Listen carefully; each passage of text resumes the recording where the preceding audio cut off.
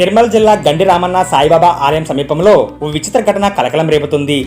రవి అనే వ్యక్తి తాను ఓ వైద్యుడినంటూ ప్రచారం చేసుకుంటూ చిన్నారులపై మూఢనమ్మకాలు పెంచుతున్నాడు. అతను తాను చెప్పుకున్న పద్ధతుల ప్రకారం కోడిగుడ్డుని తిప్పడం, కోడిగుడ్డు తలపై పెట్టడం, దాని చేతులతో రుద్దడం వంటివి చేస్తూ పిల్లలపై దెయ్యం, పిశాచి ప్రభావం పోతుందంటూ చెబుతున్నాడు.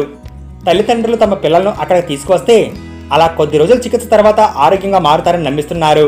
దీని ప్రభావంతో ఇప్పటికే అనేక మంది తల్లిదండ్రులు పిల్లలను తీసుకువచ్చి ఈ విధంగా చికిత్స చేయిస్తున్నారు. ఈ రవి అనే వ్యక్తికి ఎటువంటి వైద్య అర్హతలు లేవు.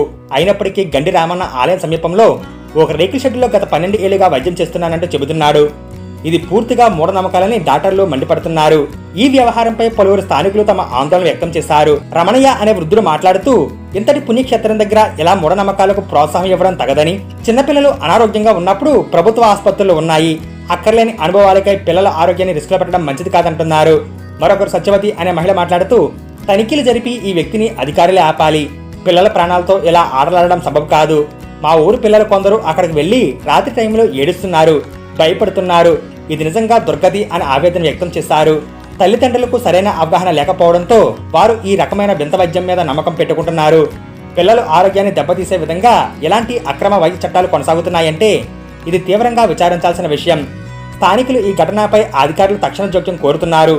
తగిన చర్యలు తీసుకుని ఇలాంటి మూఢనమ్మకాలపై పూర్తి స్థాయిలో నియంత్రణ ఉండాలన్నారు. ఒకవేళ గుడ్డు తిప్పి అనారోగ్యాలు పోతాయంటే దేశంలో డాక్టర్ల అవసరం ఉండేది కాదు కదా అనే కోణంలో కూడా వారు ఆగ్రహం వ్యక్తం చేస్తున్నారు.